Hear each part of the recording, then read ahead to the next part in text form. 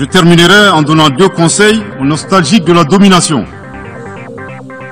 Ayez le sens de l'empathie en traitant les autres comme vous voudrez être traités ou en ne faisant pas aux autres ce que vous ne voudrez pas qu'on vous fasse. Le second conseil, revoyez vos copies, revoyez vos modèles, revoyez vos logiciels pour intégrer le changement de mentalité et l'évolution du monde dans vos grilles de lecture et d'analyse. Les ingérences extérieures sont conflictogènes et facteurs de crise en Afrique. Elles complexifient généralement la recherche de solutions à nos crises et fragilisent les initiatives des solutions africaines aux crises africaines. Nous ne sommes ni pro, ni anti-américains, ni pro, ni anti-chinois, ni pro, ni anti-français, ni pro, ni anti-russe, ni pro, ni anti-turc. Nous sommes tout simplement pro-africains. C'est tout.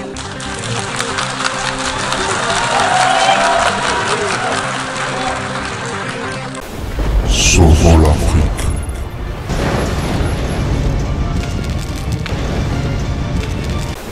Sauvons l'Afrique. Le parole à ne pas oublier pour la libération et la révolution de l'Afrique. Salut, c'est ton frère Jacques Nkana. Aujourd'hui, je viens avec quelques paroles, quelques vidéos à ne pas oublier si tu veux la vraie liberté et la vraie révolution de ta conscience pendant que tu es un Africain. Sauvons l'Afrique. La première vidéo a essayé un peu à exploser mon intérieur. Je vous laisse à suivre la première vidéo, les premières paroles. Je vous assure que vous ne serez jamais déçus. Je terminerai en donnant 2 conseils aux nostalgiques de la domination. Ayez le sens de l'empathie en traitant les autres comme vous voudrez être traités ou en ne faisant pas aux autres ce que vous ne voudrez pas qu'on vous fasse. Le second conseil, revoyez vos copies, revoyez vos modèles, revoyez vos logiciels pour intégrer le changement de mentalité et l'évolution du monde dans vos grilles de lecture et d'analyse. Sortez du passé colonial et entendez la colère, la frustration, le rejet qui remonte des villes et campagnes africaines, des populations africaines, et comprenez que ce mouvement est inexorable.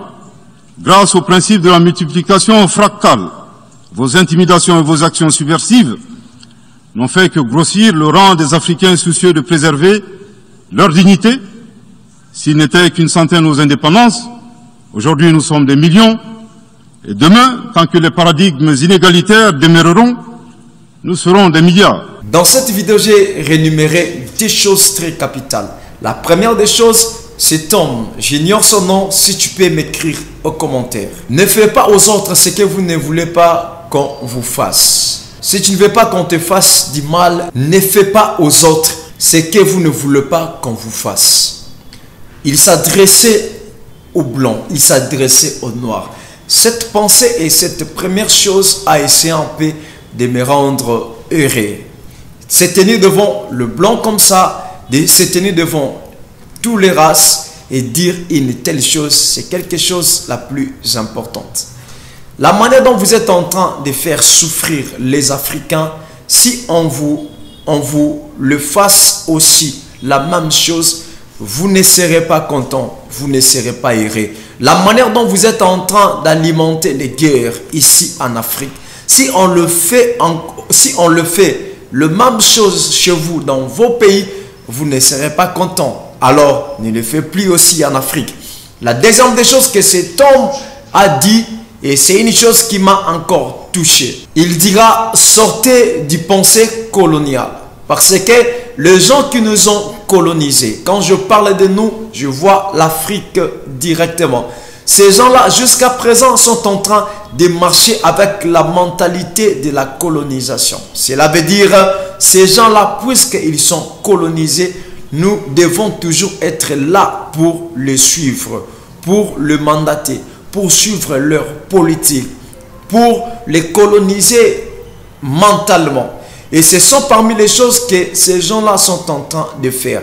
Et ce président a été clair pour dire à ces hommes, aux impérialistes, parce que c'est parmi la vidéo qui a été suivie à plus de 20 millions de personnes.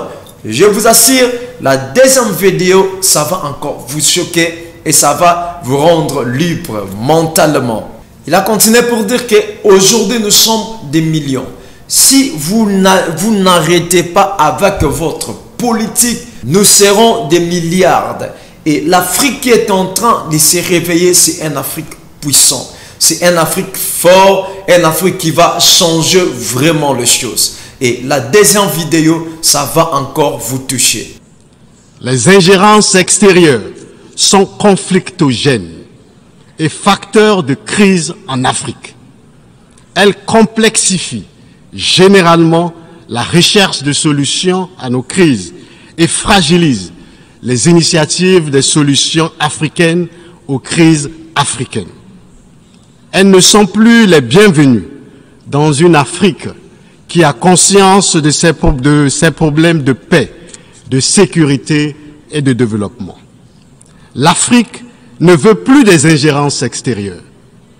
L'Afrique veut rester elle-même et maître de son destin. Est-ce que vous avez écouté cette vidéo comme moi? Il a dit, les ingérences extérieures sont le facteur des crises en Afrique. Je crois que vous avez bien suivi. Lorsqu'il parle des ingérences extérieures, il fait allusion simplement aux impérialistes. Il fait allusion simplement aux Européens corrompus. Il fait allusion simplement aux ennemis de l'Afrique. Les ingérences extérieures, ça fragilise la politique africaine.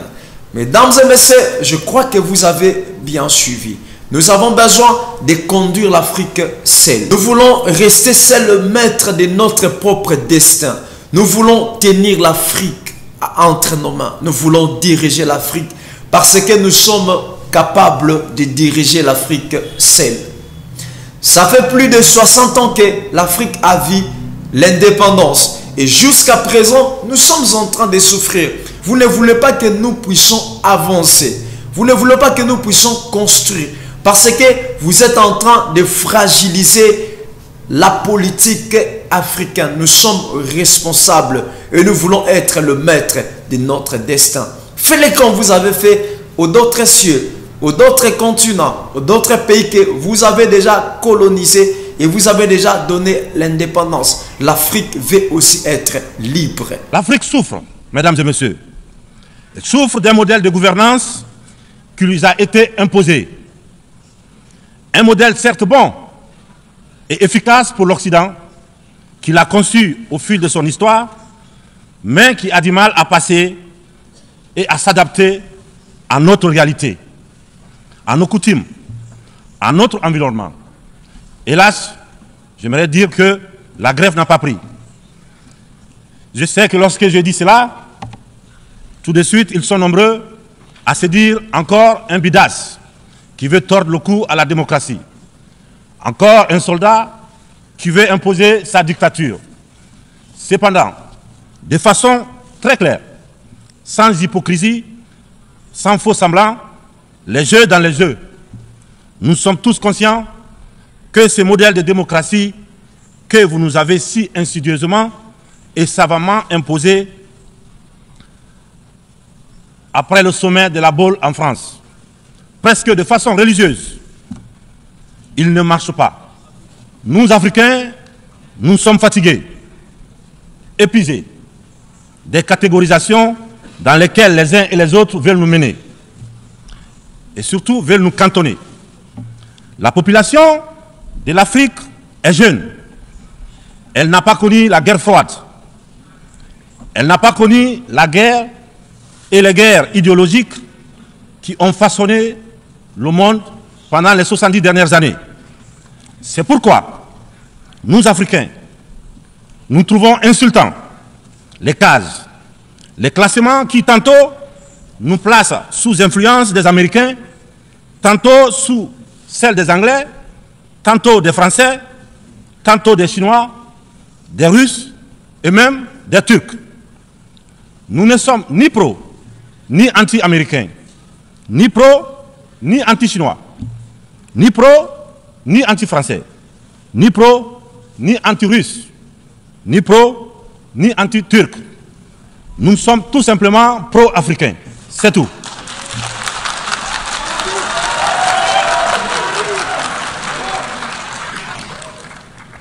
Nous mettre sous la coupe de telle ou telle puissance est une insulte, du mépris, du racisme vis-à-vis d'un continent de plus d'1,3 milliard de personnes. Il est important, dans cette prestigieuse et influente assemblée, que l'on comprenne clairement que l'Afrique de papa, la vieille Afrique, c'est terminé. Avec une population de plus d'1 milliard d'Africains, dont environ 70% de jeunes totalement décomplexés, des jeunes ouverts sur le monde et décidés à prendre en main leur destin. Il est venu le moment de prendre conscience que les structures, les règles issues de la Seconde Guerre mondiale, en l'absence de nos États, qui n'existaient pas encore, sont obsolètes.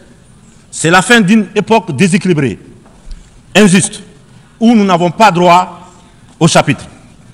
C'est le moment de prendre en compte nos droits, de nous donner notre place, mais aussi et surtout, le moment d'arrêter de nous faire de la leçon, de nous prendre de haut, d'arrêter de nous traiter comme des enfants. Rassurez-vous, rassurez-vous, nous sommes suffisamment grands pour savoir ce qui est bien et ce qui est bon pour nous. Nous sommes suffisamment matures pour définir nos priorités, pour concevoir notre modèle qui corresponde à notre identité, à la réalité de nos populations, à ce que nous sommes tout simplement. Nous vous serions fort reconnaissants de nous faire confiance et de nous laisser mener notre barque comme vous l'avez permis dans certaines régions du monde. Vous l'avez permis en Asie, en Proche et Moyen-Orient, pour ne citer que cela. Cette infantilisation est du plus mauvais effet pour une jeunesse africaine qui s'est émancipée. Dans ce contexte, nous sommes tous interpellés et appelés à procéder à une meilleure analyse de la situation en vue d'initier et de poursuivre de nouvelles politiques au bénéfice de tous. La communauté internationale doit regarder l'Afrique avec les yeux neufs. Elle doit entreprendre avec elle désormais une coopération franche dans un esprit de partenariat gagnant-gagnant. Je vous remercie de votre attention. L'Afrique ne sera jamais ni pro-France ni anti-France. L'Afrique ne sera jamais ni pro la Russie ni contre la Russie. L'Afrique ne sera jamais ni pro les États-Unis ni contre les États-Unis. L'Afrique ne sera jamais ni pro la Chine ni contre la Chine. L'Afrique restera pro-africain. Et c'est comme ça que nous allons gagner cette lutte. Il a continué pour dire que la veille Afrique est terminée. L'Afrique de papa est déjà finie. C'est maintenant notre tour africain de prendre la responsabilité, de prendre nos responsabilités, de prendre l'Afrique entre nos mains. Parce que le temps de suivre les impérialistes, le temps d'aller vivre la coopération des autres, ce temps-là est déjà fini. Parce que la conscience des Africains est déjà réveillée. Je ne sais pas, toi qui es en train de dormir, toi qui es en train de rêver, le temps est venu pour changer ta conscience. J'aimerais au travers de cette vidéo réveiller la conscience des Africains, surtout les jeunes qui sont en train de dormir, qui sont en train de rêver. L'Afrique, on n'a plus besoin de ces choses. Vraiment, TikTok, phénomène de dépravation pour l'Afrique. TikTok est devenu un outil de nudité pour les jeunes africaines. C'est incroyable. Je n'ai pas de mots. Vraiment. Montrer les fesses, montrer les seins, jusqu'à montrer les parties intimes. Et c'est quoi ça encore? Et nos valeurs? Elles sont passées où? Juste pour avoir des vues. Est-ce nécessaire de faire cela? Mais c'est horrible quand même. Pourquoi ne pas utiliser les réseaux sociaux plutôt pour instruire? C'est horrible. Et dans tout ça, nos parents africains sont où? Nous, les jeunes conscients, les jeunes révolutionnés de l'Afrique, nous disons non à ces choses. Et c'est le temps d'arrêter avec ces choses. L'Afrique n'est plus là pour rêver, mais l'Afrique est là pour vivre la révolution, pour réveiller les consciences des autres. J'aimerais demander à nos sœurs et à nos frères, ceux qui sont encore dans des distractions, c'est le temps de prendre notre Afrique en charge. C'est l'Afrique dont nous allons léguer un jour à nos enfants, ceux qui viendront après nous. Je vous remercie. Merci de continuer toujours à suivre votre chaîne KTJ News Monde. Nous serons là toujours avec vous afin de vous balancer de belles images. Abonnez-vous, décrochez la cloche de notification pour rater aucune de nos vidéos. Commentez et partagez. À la prochaine occasion. Sinon, que ça reste seulement pour nous. Le Congo ne tombera jamais. Car la victoire du Congo dépend de l'Éternel, Dieu des armées, et à ses prophètes qui craignent l'Éternel, comme l'évangéliste Bishop John Israel Makiese, descendant de Fumu Kimbangu, Jean-Baptiste et 3e millénaire. Voici le temps de l'éveil prophétique. Lèvons-nous donc comme un seul homme, peuple congolais. Défendons notre patrie, car le Congo ne tombera jamais. Vouloir c'est pouvoir, c'est maintenant ou jamais, c'est maintenant ou jamais, maintenant ou jamais. Yahweh, sunga peuple congolais, bitumbo tozobunda, Ezaya Zotote, Ezaya Molimo. Archevêque Koutounou Fernando, Yahweh, sunga Bishopé, John Makiese, bitumbo azobunda, Ezaya Zotote, Ezaya Molimo. Pasteur Placide Jésus, Mokpadiko, Congolais, Téléma, Bipaï, Bissosa, Isaac Mabaka, l'étoile d'Afrique. Tenons-nous la main dans la main, Congolais. Bonamboka na yo bunda, lobanana